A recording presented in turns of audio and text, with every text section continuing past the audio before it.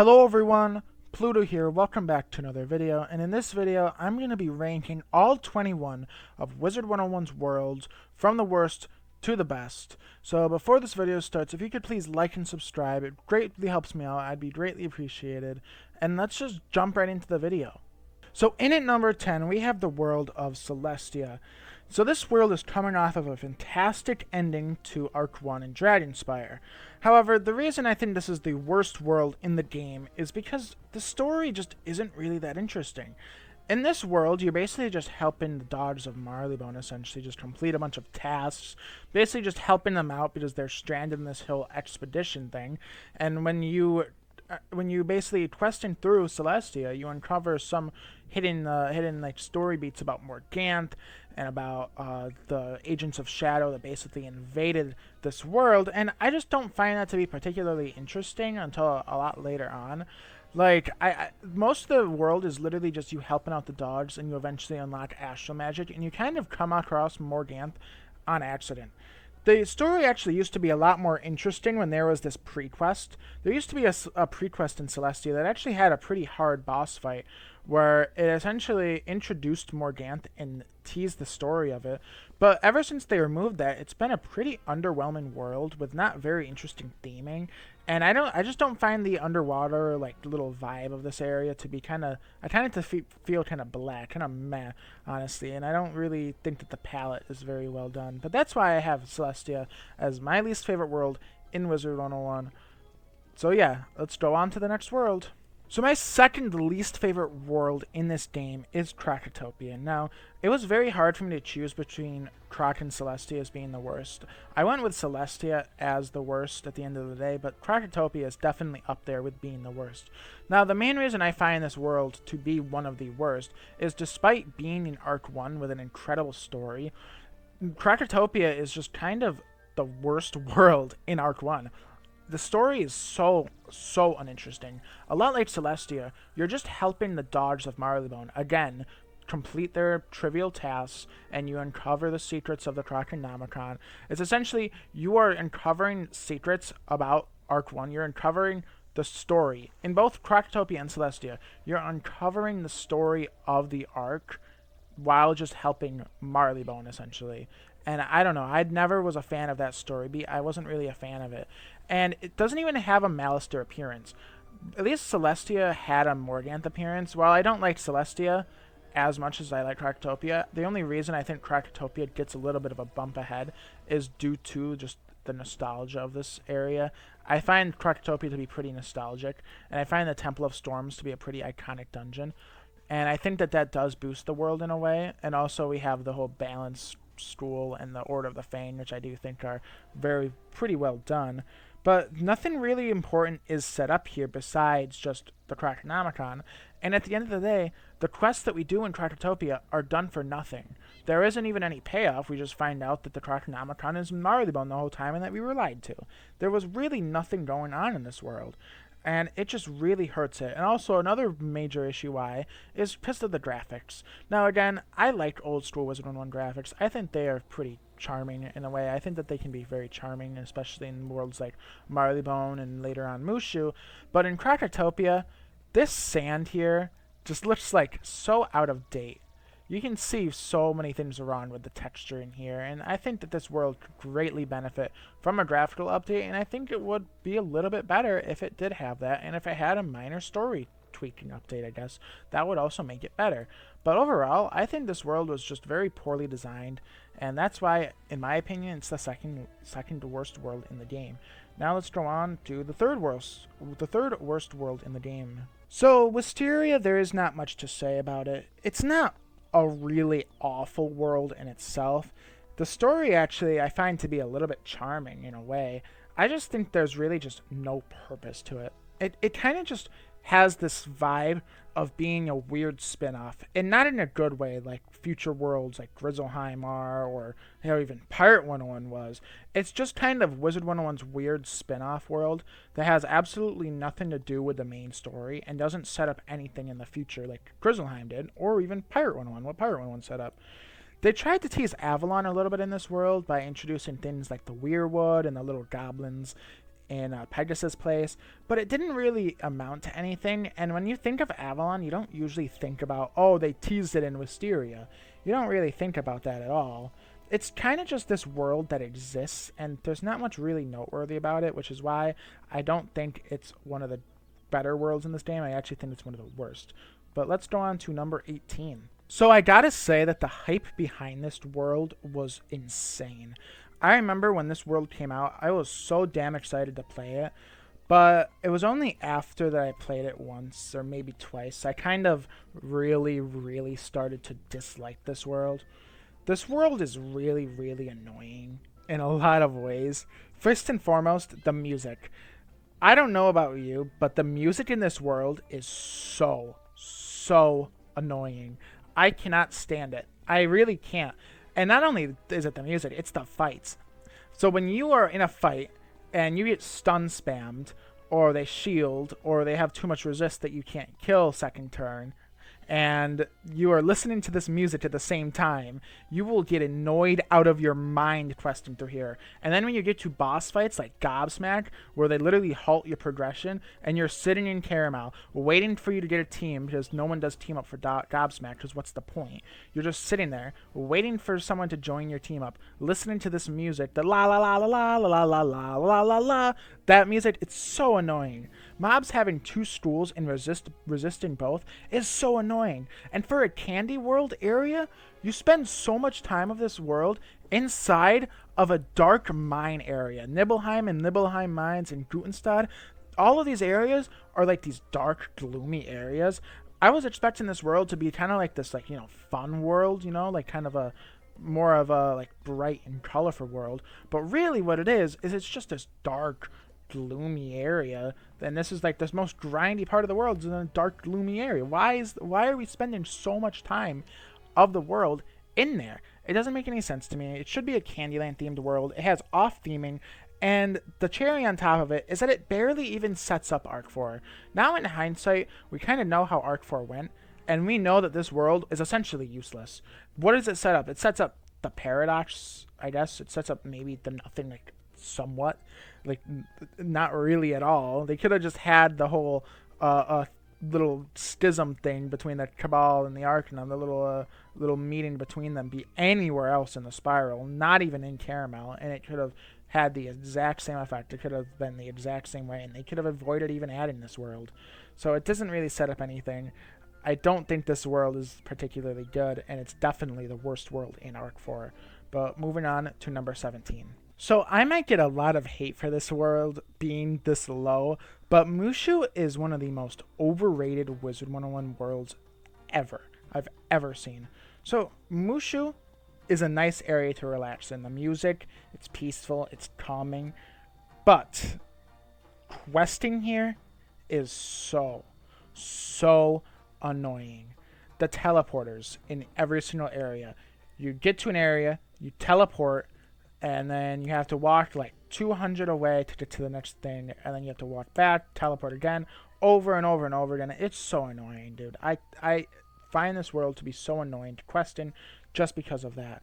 And also the dungeons in this world, like Crimson Fields, Shirataki Temple, even the Tree of Life to some extent, they're very annoying too.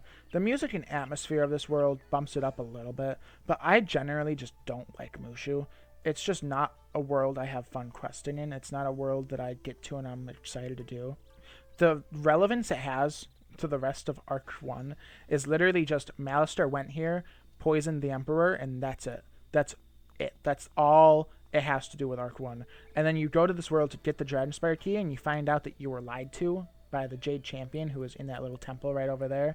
You find out that you were lied to and that he's had the key the entire time. So basically, everything you did in this world was for nothing because you could have just gotten the Dragonspire key. It's just a big old nothing burger of a world. There's no reason for you to even do it, and it accomplishes nothing for you. It's just a general, for me, boring world, an annoying world. And yes, it's peaceful. Pirate 101 does it way better. So Mushu, sorry, but you're number 17. Let's move on to number 16. Now, it actually somewhat pains me to put this world so low on my list. This world would have so easily been in the top 5 if not for one thing. They changed the story. This world had the perfect, quaintest, and probably one of the most cutest stories in the entire game, and they decided to change it and completely ruin it, in my opinion. This world is super, super nostalgic. It is one of the most nostalgic worlds, and the story here was so nostalgic. Everyone remembers talking to Sarah Nightchant in Unicorn Way for the first time. Everyone remembers defeating Lost Souls for the first time, being locked behind Fire Kid Alley in Cyclops Lane, saving Arthur Griffinbane from in Triton Avenue from the Harvest Lord. Everyone remembers that. Everyone does. And what did they decide to do? They decided to completely change it. So instead of saving Arthur in Triton Avenue, now you're saving Susie. Instead of helping the little dude, I forget his name.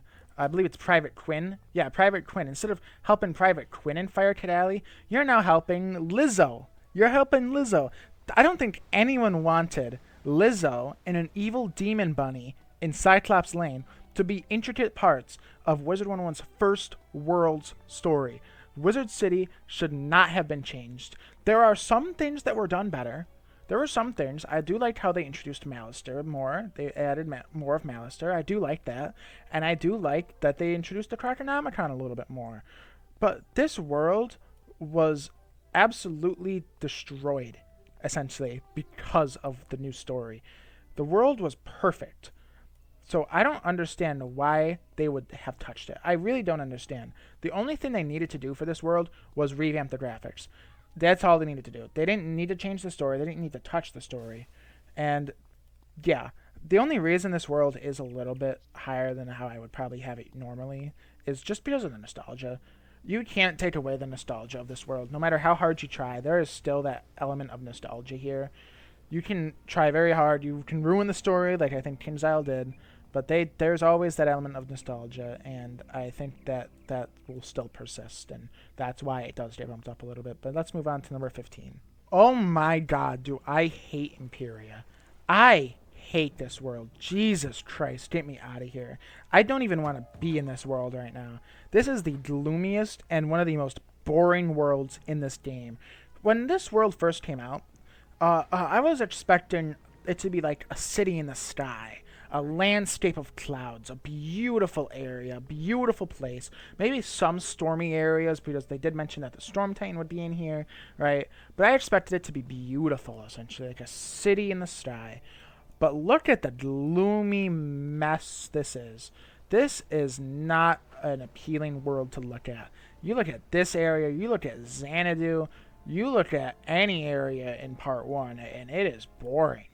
Part 1 of this world is the worst story Wizard101 has ever had, in my opinion. The worst looking areas it's ever had.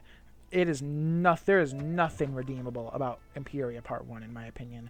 But Imperia Part 2 does bump the world up. Alright, Imperia Part 2 does bump it up. You have aeroplanes, which, let me go to aeroplanes real quick. Aeroplanes is one of the best areas in this game by far.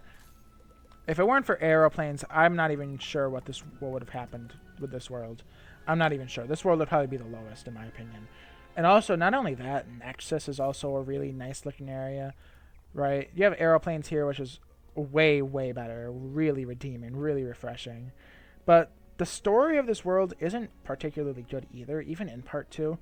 I think that they kind of ruined a lot of the hype I had for this world in Part 2 and in Part 1.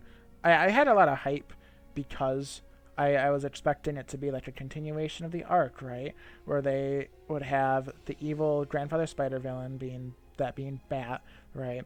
And then they would all culminate into the end of Part 2, where you fought either Grandfather Spider again, or maybe you fought Grandmother Raven, or maybe you fought both of them, or maybe they did like some three-way fight. That's what I was expecting. I was expecting a new and innovative part. But no, they kind of went a cop-out way, and they made the Bat good, which was unexpected. Yes, it was unexpected for him to be good.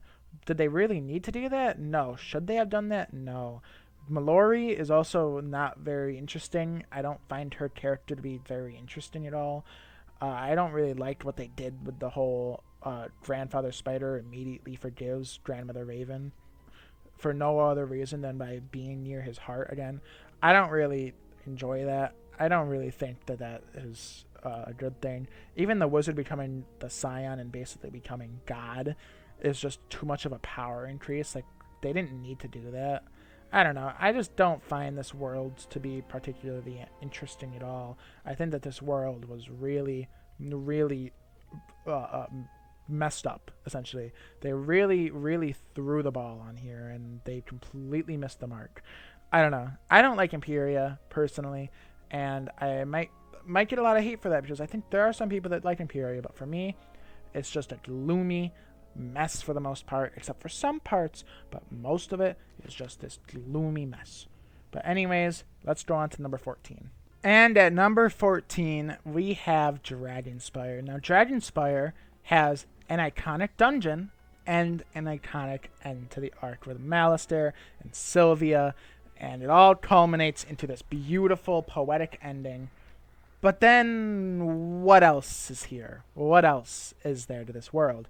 Questing through this world is really, really, really boring. The Labyrinth, for example, is such a grindy, awful dungeon. I hate it. Every time I get to it, I hate it. I'm so glad to be done with this world, and I don't have to do it again. I feel so bad for people that have to continuously quest in this world. I am so sorry. This world is so annoying to question. I don't like it. There's nothing redeeming about this world until you get to the Great Spire. But I will say, once you do get to the Great Spire, it is incredible. It is fantastic. The only other, like, I guess, part of this world that I do kind of like, I do kind of like when you go back in time. I do enjoy that. I enjoy that a lot. But overall, Dragonspire doesn't really have much going for it. I'm going to be honest. It doesn't have much going for it besides the Great Spire. And the Great Spire does carry this to being number 14 on the list. But anyways, that's going to be the end of Dragonspire here. And now let's move on to number 13. So I wanted to say that every single world from now on was at least average. I would say that. Every world prior, I had major issues with that really bumped them down. But from now on, every single world is at least going to be average to okay. Lemuria is probably the most average world in Wizard 101. Lemuria, coming in at number 13, is literally just a combination of previously used models and assets, and it kind of just feels like a repeat of many other worlds. When you get to Night Forest, this area is literally just Dundara in Avalon. It's literally just Dundara. That's it. Badlands and Mandoria, that's Cocotopia, maybe Mirage, maybe Cocotopia with a little bit of Mirage. Just again, the Wildlands, that's the jungles in Imperia. I hate those. They hate the jungles in Imperia, but that's essentially what the Wildlands is. It's essentially just a prettier looking Imperia jungle. Every other area, though, Heap and Sky City, those two are actually pretty good. I actually do enjoy the Sky City, and I do enjoy the Heap. I do really like those two areas, especially Heap. Heap is what really brings this world together and really makes it a better world, in my opinion. But I do know that the models being reused is part of the story. I'm not here to say that that's not part of the story, because obviously it is. It's part of the story, and I understand why they did that. Although I do have to say, it does feel a little bit lazy. I think that they could have done a lot better. I think that they could have done a lot better with the reused models, and they could have made every area feel unique. I don't find that in Imperia. I don't think, not Imperia. I don't find that in Lemuria. I don't find every single area to be unique. Maybe the Heap and Sky City are very unique, but these areas, Badlands and Mandoria, they mesh together. Wildlands and Ursai Village, they mesh together. I was kind of hoping we would get maybe a Polaris-like area, which we did kind of get in Novus, which I'll get to later, but they kind of just mesh and feel like blah. I don't really know. The areas just, because they're reused models, it doesn't really have the charm that other Wizard 101 worlds have to them. It's kind of like you're seeing a Walmart version of all of your other favorite Wizard 101 worlds just plumped together into this giant mess. And while I do think that Lemuria is an alright world, it definitely has one of the most iconic final bosses ever with the heroes, and the heroes are done very well. I love the heroes. I do have to say that this world is probably the most painfully average Wizard 101 world of them all. But now let's go on to number 12. So Grizzleheim and Wintertusk are really, really well-designed side worlds. Now, the reason I'm including Grizzleheim and Wintertusk here is because they're essentially the same world. They're the same world at the end of the day. You can't really distinguish them as two separate worlds. Some people do. Some people try to do that. I'm not going to do that. For me, they're one world. However, there is a notable gap in the quality of both. I mostly like Wintertusk. Grizzleheim is a chore. It is a chore to quest through Grizzleheim. But Wintertusk is really fun to quest in. Grizzleheim gives you no XP. Now, some might say, oh, but if you do it at the level you're supposed to do it, you'll get XP. No, you don't. You don't get XP no matter what. Because I've tested and tried to do Grizzleheim at the level I'm required to do it at the level I'm supposed to do it at. You don't get any XP. You get none. And that's a problem. Now, Wintertusk makes up for it, because Wintertusk gives you a lot of XP. But to get there, you have to go through the pain of questing through Grizzleheim. Now, again, if you do Grizzleheim at a higher level than you're supposed to, you will easily breeze through this world. But it doesn't feel like you're accomplishing anything, because you're not gaining XP. You're not really accomplishing anything. You're not really doing anything. The only reason you really do this is to get to Wintertusk. And while Grizzleheim does introduce some really, really cool things like the Coven and the Everwinter and the Ice Titan, those things don't get paid off until Wintertusk. The Ice Titan, you literally see the Ice Titan in the Strahd, which is one of the coolest dungeons, by the way. Grandmother Raven gets introduced in Wintertusk, which is awesome. She's an awesome character, and that sets up Arc 3. And not only that, the Coven's biggest payoff, in my opinion, is in Wintertusk. So everything good about Grizzleheim is done better in Wintertusk. So Grizzleheim and Wintertusk kind of even each other out. Wintertusk is one of the best worlds. Grizzleheim, really not very good and bad. So they kind of even each other out at just kind of this like average world. But anyways, let's get to number 11. So we have another side world at number 11, Aqua. Aqua doesn't really have any implications to the main story, much like Wisteria. But I do think that they did the 3 dungeons in this world particularly well with Mount Olympus, Atlantia, and Tartarus. They did do those dungeons very well, in my opinion. Atlantia might be like the weakest of the 3, the weird middle child of the 3. But Olympus is one of my favorite dungeons in this game. I love doing Mount Olympus. It's one of my favorite times to farm. I love farming this dungeon. It feels just such a breeze to farm, and I love it. And Tartarus is also done particularly well as well. I really like the ending, the final fight with Zeus, Poseidon, and Hades. I do really like that. And also, it's just a beautiful area. I mean, look at this place. Look at the garden. You have Mount Olympus right there, a giant mountain. You have Atlantia right here, and then you have Tartarus on the ground. I really enjoy it. I just find it to be a really, really well-made area, and it's beautiful. The only thing I really wish that they actually included here that would actually probably bump it up a little bit is if they included those Aqua spells that are on a bunch of item cards as actual spells that you get in this world. I really wish that you actually were able to train them in this world, and I really hope that they actually look into that, because those are really, really unique spells that you're just not able to train, and I just think that they should let you train that. They would give another incentive to actually do Aqua. You have to do all 3 dungeons in Aqua to get those spells. That would be an amazing feature, in my opinion. I would love it very much. So I really hope that they actually think about doing that. But anyways, now let's get into the top 10. We made it to the top 10, y'all, and let's start with Mirage. Now, Mirage is a very, very super easy world. And honestly, it's almost to a fault. Yeah, it used to be, Mirage used to be this really hard and grindy world, but ever since a lot of people complained about it, they nerfed it, and now it's just a breeze. It is almost too easy, in my opinion, to quest through this world, and it is fast. Now, it is actually the longest world since, I think, Chrysalis that Wizard101 has came out with. Well, I think since Imperia, actually. Besides Imperia, it had been the longest world. It had been longer, on the longer side. But it's still a breeze to quest through. And it's super easy. I do enjoy the lore behind Spire and the Bat. And also, they set up the Cabal in this world, which is awesome. The whole San Diego thing, where did San Diego go, gets its payoff in Wallero as well, which I find to be awesome. I just really like this world. I think that the atmosphere of this world is really well done. It's what Cocotopia really should have been, like a really well-designed atmosphere. And also the whole Cabal thing with the twist with Greta Darkkettle being an agent of the Cabal. I just love that. I think that was so well done. Post nerf, it is too easy, but I do still think that it has its upsides to it. And generally, it's a fun world. Every time I get to here, I always have fun questing through it. But yeah, that's what I think about Mirage. Let's get to number 9. Oh boy, are a lot of people going to disagree with me for this take. Now, hear me out here, okay? Azteka has 197 quests. Yes, it is a super grindy world. Yes, it has an excessively high number of boss fights. Yes, however, there is something that a lot of people overlook in Azteka, and that is the story. This is the first world where the wizard not only suffers a loss, but suffers a tremendous one.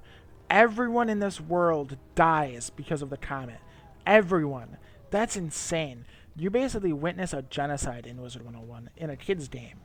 The dark theme of this world where everyone just dies in the end, I don't know. That one, that just like story beat really draws me in to the world. And I understand that the quests are grindy and that you're questing basically just for nothing to happen. You're questing all these quests basically just for everyone to die in the end. But I think that kind of, honestly, makes the world better. I think that actually makes the world better for that.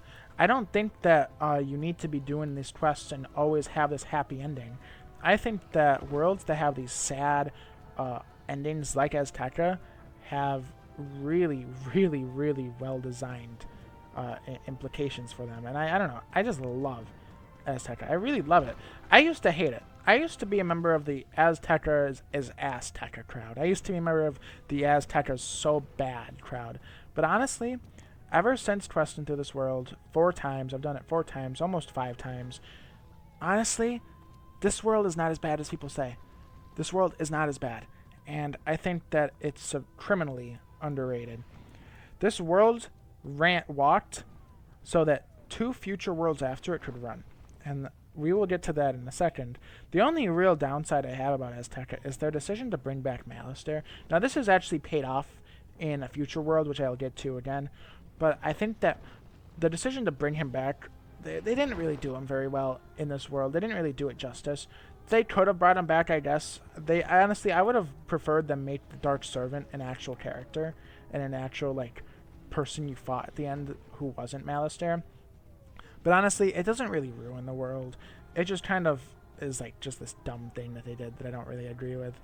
But I do overall think that this world was very well done. Very well done story. And it's to be commended because it laid the groundwork, essentially, for 2 fantastic worlds. So let's get into number 8.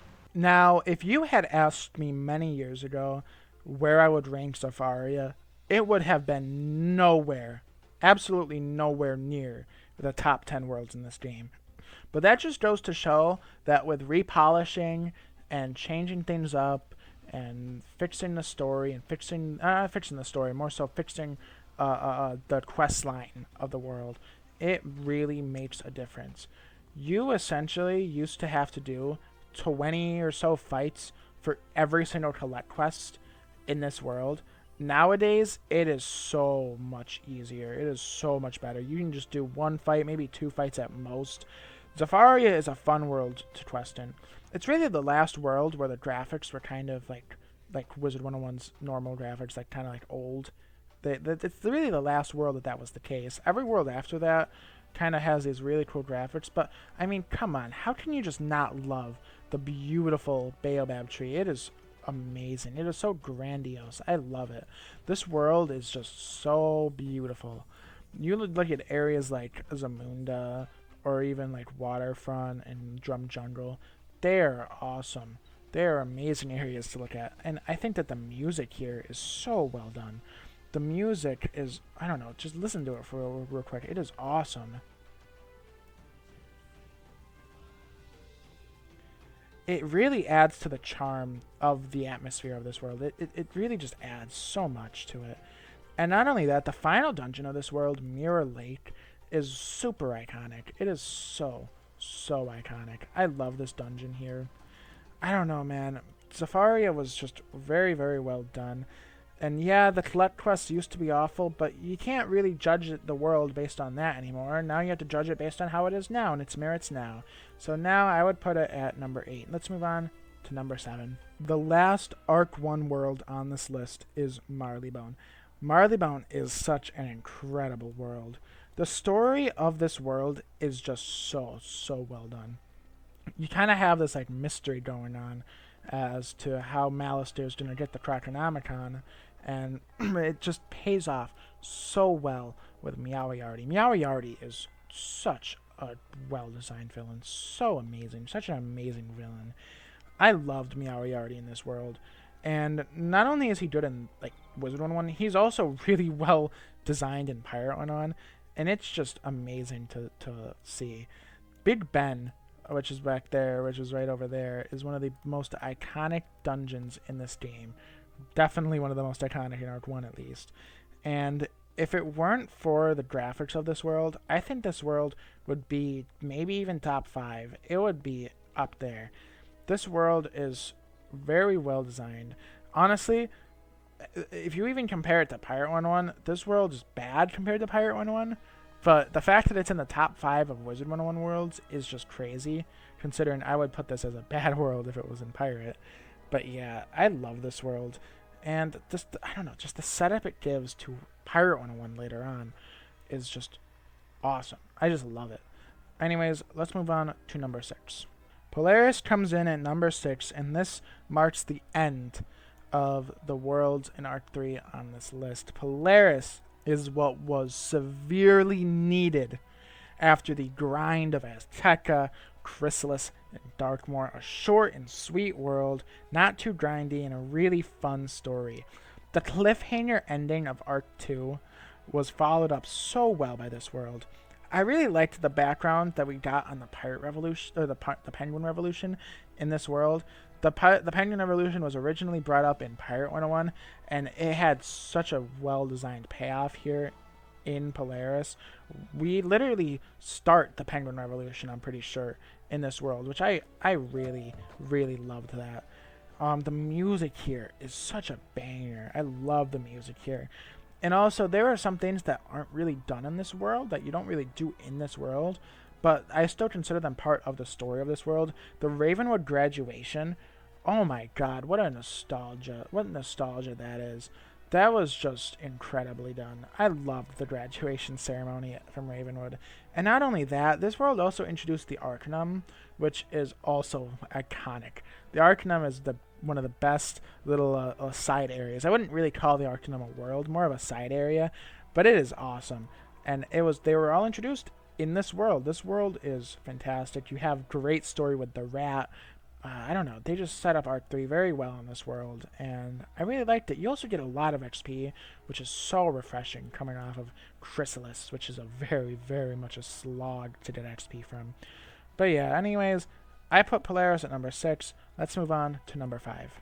Wallero, Wizard101's newest world, hits the top 5. Now, I may need more time to fully address this world, fully assess it, I guess. I've done it 4 times as of now, and I have to say I think it was done very well. I think it was generally handled very well as a world.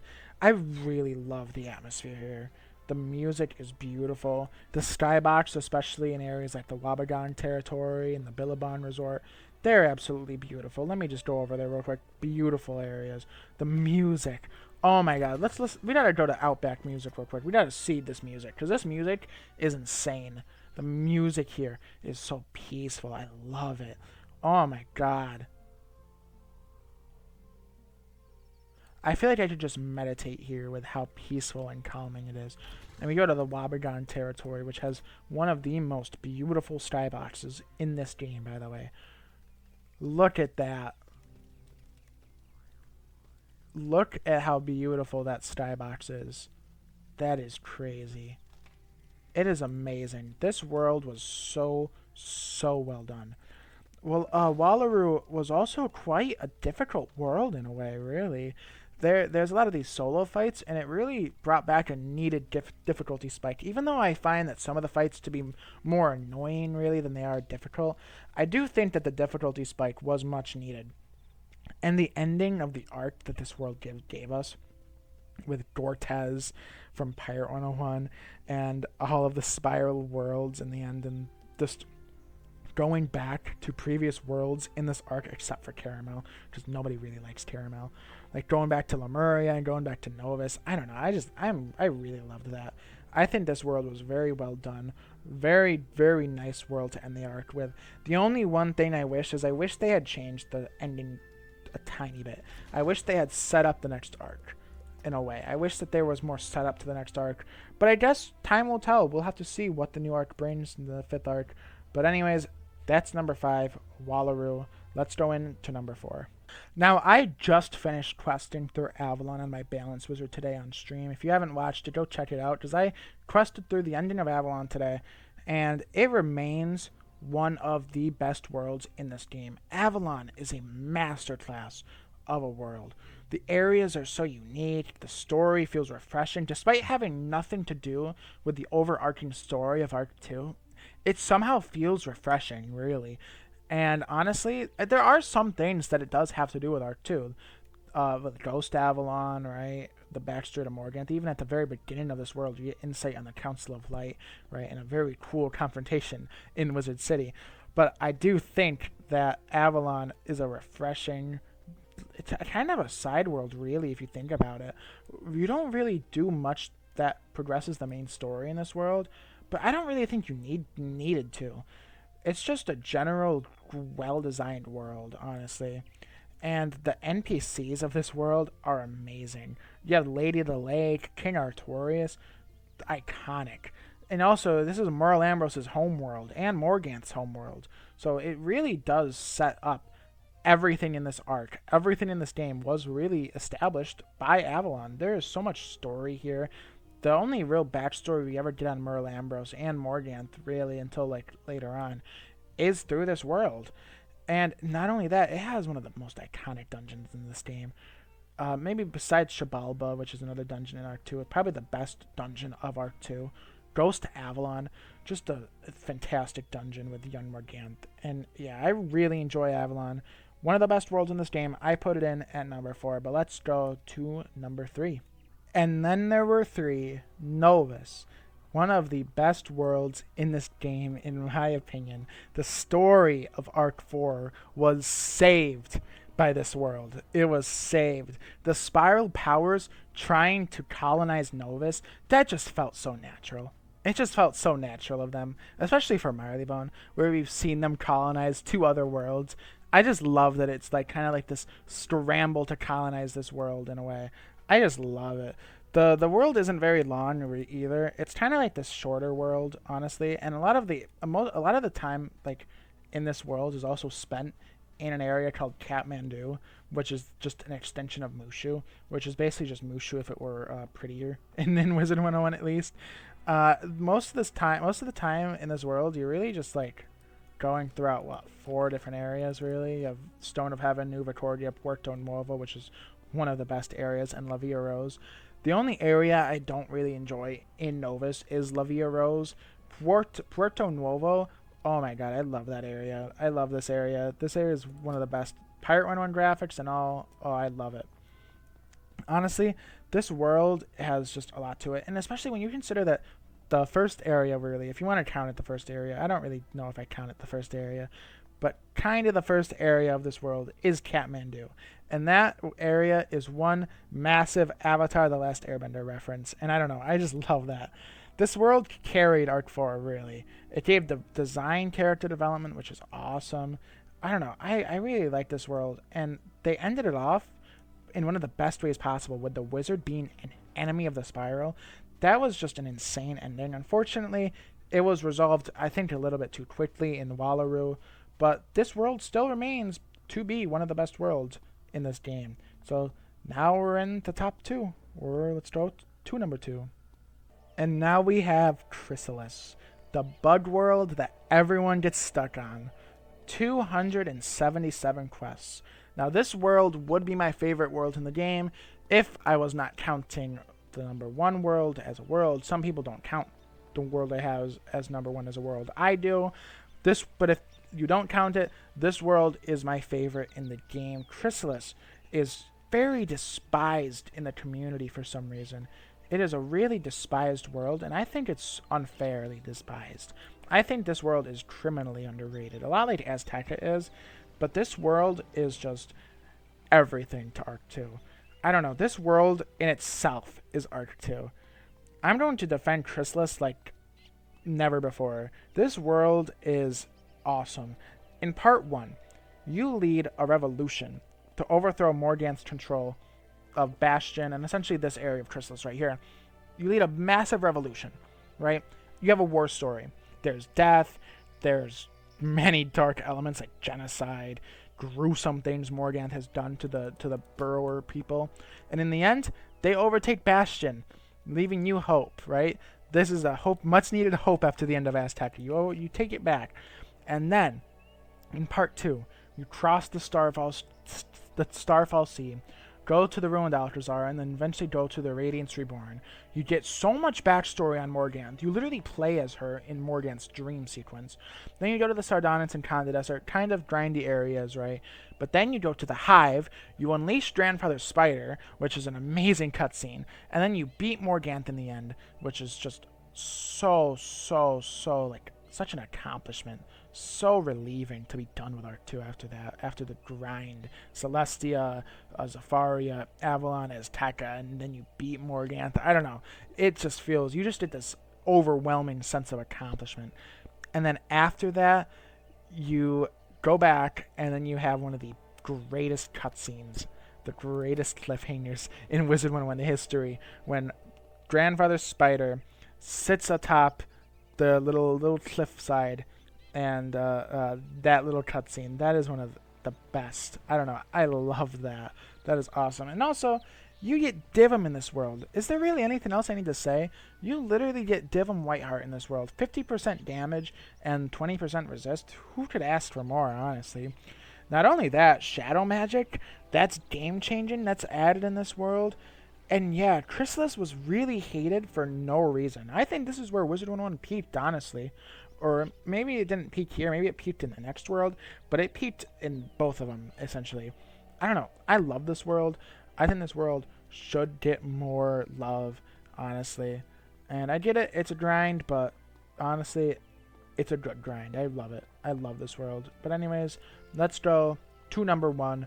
The best world in Wizard101. So the best world in Wizard101 has got to be my boss's asshole. This world is just incredible. I love this world. Nah, I'm just kidding.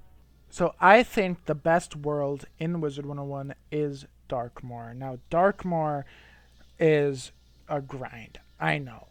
Azteka, Chrysalis, and Darkmoor, it's a grind. I'm fully aware of that, but it completely redeems the shortcoming Azteka had. Not only that, Darkmoor just feels like the cherry on top of Arc 2. Just the true ending of it. The finale is emotional, touching. I remember watching through it a long time ago. I know I didn't play Wiz when it came out, but I watched through the ending, and I felt emotional. I remember feeling like I was about to cry watching the ending with Malister and Sylvia finally closing the chapter, really, on Malister's storyline. The Malister ending is just fantastic. It was so well done, and it's the most iconic dungeon to farm in this game. You spend, whether you like it or not, you spend hours here.